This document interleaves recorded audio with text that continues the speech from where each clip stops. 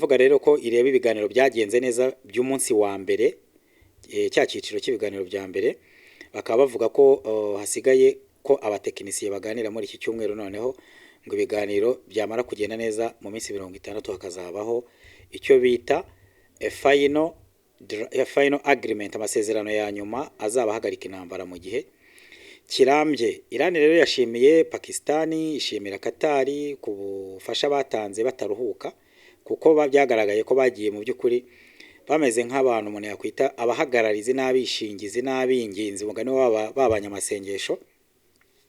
Pakistani yagiye igaragaza ubushake bukomeye cyane kugira ngo ihuze bino bihugu mu by'ukuri. Iran rero ikaba yabigarutseho ishimira abo bahuza, ngo bitewe n'aho ibiganiro bigeze ubu ngubu, Iran ikabivuga ko noneho inezerewe cyane cyane ko yavuze ko Leta Zunze za Amerika ngo ibigendanye no guhagarika ibitero muri Libani hagiyeho komisiyo ishinzwe nabyo ako kazi. Icya kabiri, Pakistan na Qatar bakaba bashyizeho ngo uburyo bwo kugabanya Israel agresiyo irimo gukora. Ibyo ngibyo no kubitega amaso tukazareba ko bizagenda.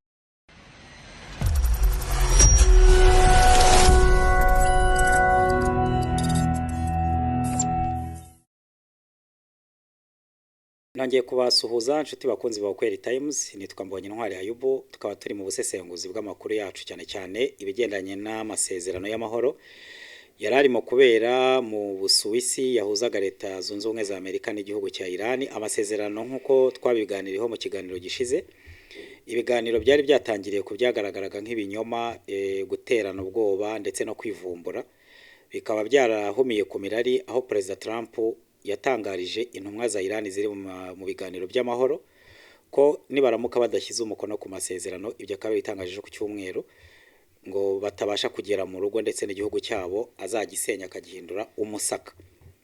Ibyo rero byatumye intumwa za Iran ejo ziva mu biganiro by'igitaraganya, ndetse abantu bakaba bavuze ko abari bategereje amahoro, no kuvuga isi yose, kuko Hormuzi nkuko mubizi ifite ikihuriye n'umutekano n'ituze by'isi mu bigendanye n'ubukungu by'umwihariko. Abantu bose rero bahise bakubitwa n'inkuba mu by'ukuri, baravuga bati ya masezerano ahise apfira mu iterura, no kuvuga ngo ako kanya mu ntangiro byari bise byangirika. Suko byakomeje kugenda rero, bigaragara ko ngo intumwa za Iran zivumbuye ariko ntizava mu mujyi wo mu Busuwisi Geneve ngo zite zitaha, ahubwo zikaba zagumye hanze, ubwo no kuvuga basubiye aho bari mu byubahiro byabo. Ariko bigaragara ko nkuko twatangarijwe na Pakistani na Katari, ibiganiro byaje kongera birasubukurwa, ariko bikaba bitasubukuwe gusa, kuko witwa Ebrahim Hassan yego uhagarariye Ebrahim Aziz uhagarariye inteko ishinga amategeko ya Iran mutwe muri komisiyo yitwa umutekano w'igihugu and foreign policy, no kuvuga ngo na politike yo mu bubanyi n'amahanga, niwe yikuriye. Akaba yarahoze ari umujenerali mukuru mu ngabo za Iran, no muntu wabaye no mu ishyaka ryitwa ngo n'urunani rw'imitwe ya gisirikare ariko ibarizwa muri politike ya Iran. Akaba yaranaranzwe muri cabinet cyangwa muri ya guverinoma ya Mohamed Ahmadinejad, yatangiye 2005 ikarangira 2013, agasoza imirimo ye, no kuvuga nawe yayibarizwaga muri ya mugabo Ebrahim Aziz. Ubu rero niwe ushinzwe komisiyo y'umutekano w'igihugu. Yahise atangaza ari amagambo akakaye cyane, abwira Trump ko we afite uburenganzira bwo kuvuga ibyo ashaka, iterabwoba yashyira ku ntumwa za Iran zirimo Kalibafi na Ragachi. Kalibafi murabizi ubwo ni chef we mu rwego rw'inteko ishinga amategeko, ko ari mukuru w'inteko. Uyu nguyu yabereye komisiyo, ariko murumva ko bose ari abantu bo mu bisasu, bo mu biturika, kuko uyu nguyu ni generali wahoze ayoboye ari mu buyobozi bwa ruriya rwego rw'igisirikare cy'impinduramatwara ya Kisilamu ya Iran. Hanyuma Kalibafi nawe muzi ko ari brigadier general wahoze ari minisitiri w'umutekano w'igihugu, akaba yarayoboye nawe ruriya rwego, ari washinze ari mu bashinze Quds Force, ryatsinda cyangwa kagashami ka gisirikare ka Iran gashinzwe operasiyo zo hanze. Bose bakaba bari mu nteko, ubwo rero nibo bahanganye na Leta Zunze Ubumwe za Amerika. Uyu mugabo rero Ebrahim Aziz akaba yabwiye Trump ngo wowe watera ubwoba, wavuga ibyo ushaka byose, ngo ariko icyemezo cya nyuma gifatwa n'abaturage ba Iran. Ni ukuvuga ngo nidushaka gufunga ara tuzahafunga, ibyo utera ubwoba ko igihugu cyacu uzagisenya ntacyo uzakora, kuko bimaze kugaragara ko ari amagambo gusa ibyo uvuga. mugenzi we nawe Karibafa akaba yahise anamwunganira abwira Trump ati leta zunze ubumwe za Amerika ziratera ubwoba atari kwiyo baba ari abantu batekereza bakaba bibaza impamvu bari hano. Zabaye incyuro, amagambo umuntu yakwita nko gucyurira yego cyangwa se kwereka umuntu umugarura ku murongo w'ibyigwa cyangwa ku byo mwari muriho byo kumubwira ngo arabatera ubwoba, ariko mu by'ukuri ntabwo kuba muri mu biganiro by'amahoro bona bo bombi Irani na leta zunze ubumwe za Amerika kuba bahuriye mu biganiro byo guhagarika umuriro, byo guhagarika intambara, ngo ntabwo ari ku bushake bwa Trump, ngo rero yakaba yatekereza icyo ngicyo mbere yo gutera ubwoba intumwa za Irani ziri mu biganiro. Zabanje kwivumbura rero izo ntumwa ngo kubera ayo magambo ya Trump, hanyuma Pakistani na Qatar barakomakoma ku munsi w'115 w'ejo ku ijoro ryakeye w'intambara. Abantu bakaba bavuga ko byagenze neza kuko buri impande zose byibuze muri iki gitondo basoje ibiganiro icyiciro cya mbere cyo ku rwego nk'urwabo rwo hejuru rurimo J.D. Vance, Vice President wa Leta Zunze Ubumwe za Amerika, na ziriya ntumwa za Iran. Bakaba bose impande zose zatashye byibuze hari akamwenyu nk'uko tugiye kubirebera hamwe. Ibiganiro bikaba byashojwe birimo kuvugana ku bigendanye n'agahenge k'iminsi 60. Ubu hakaba hakurikiyeho ngo ibiganiro bigomba gukurikira muri iki cyumweru bikomeje, ariko byo ku rwego umuntu yavuga rwo hasi. Nembaje kuvuga ko rero byari byitabiriwe na Vice President, byitabiriwe n'abaziriya ntumwa zo mu butegetsi mu bushorishori bwa Iran, ariko ubu noneho hagiye gukora akazi k'abatekinisiye bakomeza ibiganiro byabo i Geneve mu Busuwisi. Ngira ngo muribuka ejo mwarabibonye mu mashusho atandukanye ko bahuye muri icyo umuntu yakwita muri kirima irimo intugunda itizewe, abantu batishimye, nta guherezanya akaboko cyangwa guhana ikiganza. Bikaba rero barakubiswe mu nkokora cyangwa barakomwe mu nkokora n'ubundi nyine n'amagambo ya President Trump wahise atangira babwira ko ngo nibadafungura Hormuz rwose ngo igihugu cyabo azagihindura umuyonga. Hanyuma nababwira ko Hormuz baramutse bongeye kuyicokoza kuyikoraho, akaba yarabivuze ibyo nta kintu bavuze. Bakigera mu biganiro Trump icyo umuntu yakwita nk'ijambo ribaherekeza abayobozi be yohereje mu biganiro byabaye byo kubwira Iran ngo abantu bahagarariye Iran nibatajya mu biganiro neza ngo igihugu cyabo bagisezeraho bakibagirwe. Niyo mpamvu rero ibyabaye nahise mbibabwira nyine byo kwivumbura kw'abaturage kw'abayobozi ba Iran bari muri bira biganiro. Hanyuma bariko ngo ikizere nkuko tubikesha amakuru atandukanye cyane cyane nka Sky News iravuga ko abayobozi ba Iran batigeze bava muri Geneve, ariyo umuntu yavuga ko berekanaga ubushake bwo gukomeza ibiganiro, ariko none bakerekana ubushake bwo kwivumbura no kwihanangiriza Leta Zunze Ubumwe za Amerika kuri ayo magambo y'agasomborotso ya Trump. Hanyuma n'abasesenguzi benshi bakaba baragaye Trump bavuga ko igihe cy'ibiganiro kigeze abakwiye gutuza akareka ayo magambo y'iterabwoba, kuko iterabwoba ngo ryakabaye rigaragarira mu gufungura Hormuz akoresheje agatuza byibuze niba koko yizeye. Hanyuma umuhora Hormuz rero ukaba ubu ngubu ufunguye gakeya, ibicuruzwa bikaba birimo kunyuramo ku rwego umuntu yavuga rubayabaye cyangwa ruri hagati atari ku rwego rwo hejuru, kuko kugeza ku cyumweru umunsi umwe gusa haciye amato 26 yikoreye ibikomoka kuri peteroli, ariko bikaba byari byagabanyutseho gakeya ugereranyije n'iminsi yabanjije. Ariko muri make y'umuntu akaba yavuga ko harimo agahenge ugereranyije no Iran yari yavuze ko yari yamaze kwafunga yaba rejo ndetse n'ejo bundi nimugoroba bahereye ku byo bavugaga byuko Israel irimo kurasa muri Liban, ariko bikaba bigaragara ko byari bitewe nanone n'uburakari bari batewe n'amagambo ya Trump. Hanyuma abantu rero bakaba bavuga ko nubwo barimo kwemeranya ibyo byose imuhora Hormuz na n'uyu munsi tutari bubone ufunguye nkuko ubuzima bwahoze mbere ya biriya bitero bya Leta Zunze Ubumwe za Amerika kuri Iran, ngo bitewe nuko Iran na Leta Zunze Ubumwe za Amerika n'ubundi bigaragara ko batarizerana, nubwo hari ibyagiye bikorwa nkuko byatangajwe n'intumwa za Qatar n'iza leta ya Kisilamu ya Iran ziri muri biriya biganiro, aho batangaje ko bimwe mu byagezweho ari uko hagiyeho itsinda rishinzwe kureberera koko ishyirwa mu bikorwa rya biriya biganiro. Leta ya Iran ikaba yatangaje ko yishimiye byibuze ko amafaranga yayo yari yarafatiriwe na Leta Zunze Ubumwe za Amerika yatangiye kurekurwa, n'aya Qatar yari yafashwe bitewe n'ibihano bya Leta Zunze Ubumwe za Amerika mpuzamahanga byafatiye Iran. Aya Qatar nayo yararekuwe, izo ni intumwa za Iran zabivuze muribuka ko no minsi ishize nababwiye ko na Leta Zunze Ubumwe z'Abarabu zarekuye miliyari zigera kuri 3 z'amadolari bakaba baragombaga kurekura n'izindi zari zisigaye. Hanyuma Iran ikabivuga rero ko ireba ibiganiro byagenze neza by'umunsi wa mbere, cya cyiciro cy'ibiganiro bya mbere, bakaba bavuga ko hasigaye ko abatekinisiye baganira muri iki cyumweru, noneho ngo ibiganiro byamara kugenda neza mu minsi 60 hakazabaho icyo bita final agreement, amasezerano ya nyuma azaba hagarika intambara mu gihe kirambye. Iran rero yashimiye Pakistani, ishimira Katari ku bufasha batanze bataruhuka, kuko byagaragaye ko bagiye mu by'ukuri bameze nk'abantu umuntu yakwita abahagararizi n'abishingizi n'abinginzi mugani w'abanyamasengesho. Pakistani yagiye igaragaza ubushake bukomeye cyane kugira ngo ihuze bino bihugu mu by'ukuri. Iran rero ikaba yabigarutseho ishimira abo bahuza, ngo bitewe naho ibiganiro bigeze ubu ngubu Iran ikabivuga ko noneho inezerewe cyane cyane ko yavuze ko Leta Zunze za Amerika ngo ibigendanye no guhagarika ibitero muri Libani hagiyeho komisiyo ishinzwe nabyo ako kazi. Icya kabiri, Pakistan na Qatar bakaba bashyizeho ngo uburyo bwo kugabanya Israeli agresiyo irimo gukora. Ibyo ngibyo no kubitega amaso tukazareba ko bizagenda. Hanyuma icya gatatu, ariko Iran ikaba yavuze ko amafaranga yayo nayo yarekuwe. Leta Zunze za Amerika nazo rero zikaba zishimishije nyine uko icyitwa gufunga Hormuz, kuko ubu ngubu aricyo kiziraje ishinga, nabyo Iran bigaragara ko yabivuyeho. Hanyuma nkuko twavugaga rero, itsinda rya Iran riyobowe n'uwitwa Bagher Ghalibafi, umwe wo perezida w'inteko ishinga amategeko wa Iran, ubu ngubu akaba yamaze kuva mu Busuwisi yerekeza iwabo mu gihugu, ndetse akaba yahise atangaza ariko ko ngo ibiganiro byari bikomeye cyane,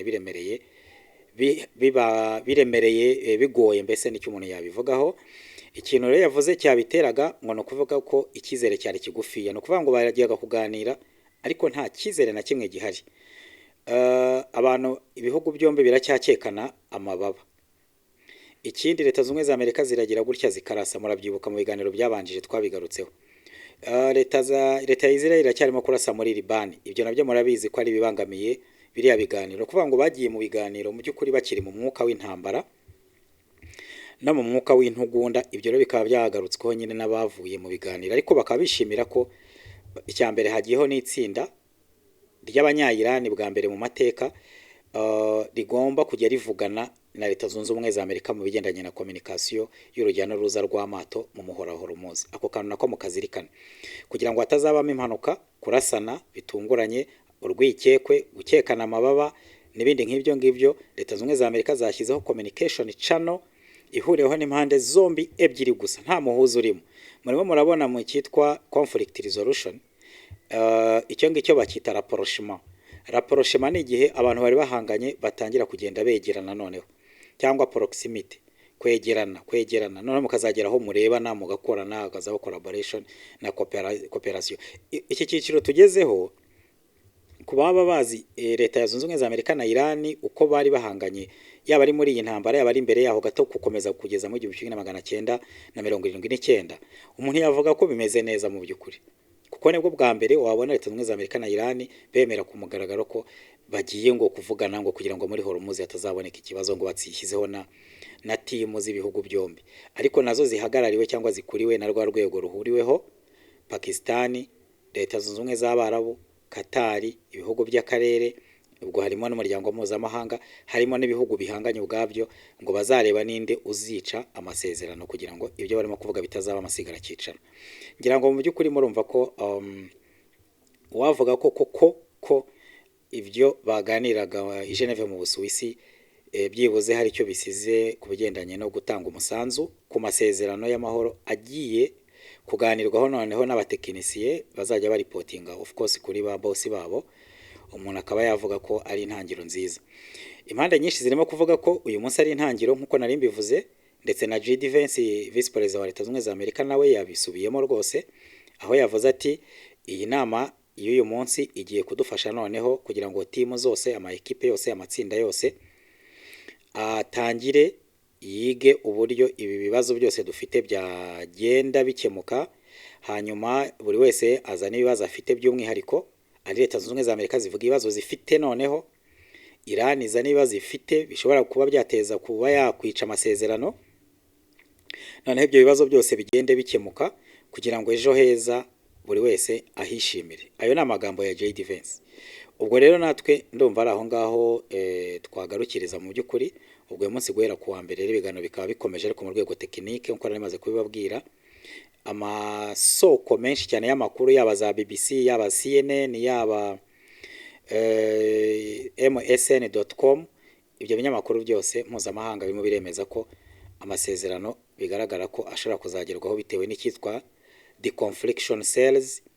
Ni amatsinda atuma byibuze habaho agahenge, intambara zikavaho, ibiturika bigaceceka, abantu bakareka kurwana no kwicana muri kariya karere ka Hormuz, hanyuma amahoro agahabwa umwanya n'amahirwe kugira ngo agerweho. Hanyuma hari n'icyabayeho, Israel nayo ngo yasabwe gukora icyo umuntu yita symbolic withdrawals from minor areas. No kuba Israel ikore umugenzo cyangwa umuhango wo gucyura igisirikare, gukura igisirikare aho bafashe hagaragara ko mu by'ukuri hatabangamiye leta ya Israel mu bigendanye n'umutekano. No kubijyanye n'abakongomani bita geste. Abakongomani ndabasuhuje bavuga ururimi rw'ikinyarwanda, bazi environnement y'abakongomani. Hari icyo abakongomani bakunze kuvuga iyo bishyuza bavuga ngo fanya geste, no gukora ka geste. Basabye Israel, murumva ko barimo kuyibererekera. Israel murabizi ko bisaba kuyibererekera bitewe n'uko situation mpuzamahanga imeze, no kwigendera gake gake ngo bitaza gutuma n'ibindi bisubirira urudobi. Niyo bayisaba byinshi cyane cyane ko ejo Netanyahu nari kubigarukaho mu kiganiro cya kabiri, yatunguranye bakavuga ko aya masezerano mu by'ukuri nta na kimwe abantu bayitegaho kuri Israel ko idashobora kuzakura igisirikare aho yafashe. Ariko recommandation ya bano bantu basabye Israel nyuma y'amagambo akomeye cyane y'intambara y'amagambo banje kuyirasaho nayo, kugira ngo hari baragiye uzajye kuyibwira bino yamaze kumva icyo bavuga, bari babanje kuyihanangiza bavuga ko idakwiye kuba ariwa umutwaro w'amahoro mu karere. Bakaba rero bayibukije ko ngo byibuze murumva ko babaye nk'abayigendera, abayinginga umugereranyije n'amagambo y'ejo bundi bayikangaga. Ubu bacishije make gusa bayisaba ko nayo yabafasha igakora ibiri symbolique, retrait iri symbolique, nibyo nise gucyura ingabo, ariko bimeze nk'umugenzo cyangwa umuhango, ngo cyane cyane aho haba hatayiteye ikibazo. Ubwo birumvikana ko hayiteye ikibazo aho ihisemo yo nkayo yagumisha y'abasirikare bayo. Ibyo ngibyo n'indi ngingo yindi tudashaka kuvanga na kino kiganiro cyo gukora ubusesenguzi bwo kurebera hamwe aho amasezerano y'aka kanya ageze. Israel rero hagati aho ngo ikaba irimo gutekereza ukuntu yakura abasirikare hatari ngombwa, ubwo hari ngombwa nyine niyo yahabagumisha akaba ari nayizi ahariho. Rero ibiganiro nuko bikomeje kugira inshuti bakunzi ba Kweli Times. Ubu igisigaye no kureba ko koko ibiganiro biri bukomeze. Technical team zigiye kwinjira mu kazi noneho technique, hazi ibyo kuganira kuri nuclear issues, ibigendanye na nuclear, haze kuganira ku bigendanye na Hormuz uko bazayijera. Abantu batandukanye cyane baba sesenguzi, abarimu, abahanga mpuzamahanga, bose barimo kuvuga ko Hormuz bishoboka ko ku kigero cyo hejuru ko itazasubira kuba nkuko yari imeze. Ndavuga kubayicungerera, kubayimanaginga, kubayibyaza umutekano, kubayibyaza umusaruro, ku mategeko yayirebaga mu rwego mpuzamahanga, uko amato yacagaho imisoro yatangaga, ninde yari yande ubundi ubusanzwe, cyane cyane ko Iran yamaze kwereka Amerika ko Hormuz nka Hormuz ari ya Iran, yewe ngo kitaba Iran yabi ya Iran na Oman, ko ngo Leta Zunze Ubumwe za Amerika atari akarima kayo. Uriya mugabo nababwiraga witwa Ibrahim Aziz, uriya ukuriye komisiyo ishinzwe umutekano w'igihugu na politike mpuzamahanga ya Iran muri komisiyo muri mu nteko ishinga amategeko ya Iran, ejo muri ayo magambo akakaye yasubije Trump yamubwiye ngo Hormuz ntabwo ari aho muza gukinira kazino ngo cyangwa se mu gikari cya Leta Zunze Ubumwe za Amerika. Yego kuri cyo rwose munagereranyije kubisese kubihindura mu kinyarwanda nuko yamubwiye. Iran rero yagiye yereka umuryango mpuzamahanga ko Hormuz itazongera kuba Hormuz ya mbere uko byagenda kose. Mu biganiro tekinike bagiye kujyaho inama bahererekanya, bamwe babyemera abandi babyanga, bagira ibyo bemeranya noneho nka consensus, ibyo bemeranyije nk'abatekinisiye bemewe bihugu bibiri bakabyemeranyaho, ibisigaye biri pending nabyo bakabyerekana, ibyo batavugaho rumwe batazigera banumvikanaho nabyo bakabyandika. Izo dokima akaba arizo bazashyira inzego zibakuriye zigizwe na ba JD Vance na ba Kalibafi ku rwego rwisumbuyeho rwa kabiri. Ibyo byose tukazagenda tubikurikirana kugeza aho tuzavuga ngo noneho habonetse a final document izaba ari draft, hanyuma bakazajya kuyisinyaho. Ibyo bikazatwara iminsi 60. Iminsi 60 yarangira, bitarangiye bakaba bayongera bakwiyongeza indi, kuko nta kibirukansa wa mugani, nkuko umwe mu bari muri ibyo biganiro yigeze kuvuga mu minsi ishize. Ubwo bikazarangira rero mu by'ukuri izi mpande zonyine noneho zemeranyije amasezerano y'amahoro, cyane cyane ko nkuko n'amafoto agaragaza Abarabu bo muri kariya gace banyotewe n'amahoro. Leta Zunze Ubumwe za Amerika zinyotewe n'amahoro, Pakistan inyotewe n'amahoro, Iran irananiwe nayo ikeneye amahoro kugira ngo business igende neza, ubuzima bw'abaturage bukomeze gutera imbere. Ubwo tugakomeza no kureba rero uruhare rwa Isirayeli mu gutuma koko aka gahenge kabaho, nibiri buhitemo inzira yo kurasa kugira ngo amahoro agiye kugerwaho hariya ntagerweho. Tukaza kureba za reaction za biriya bihugu by'ibihangange kuri Isirayeli niba hari icyo bahindura, nkuko twabivuze mu biganiro byinshi ushyizemo n'igiheruka. Ibyo byose rero turaza gukomeza kubikurikirana inshuti bakunzi ba Kweli Times. Akaba ari no kuri iyi ngingo mu by'ukuri dusorejeho ubusesenguzi bw'amakuru agezweho muri kano kanya. Ibiganiro kuri Ukweli ni akagaruka. Murakoze cyane.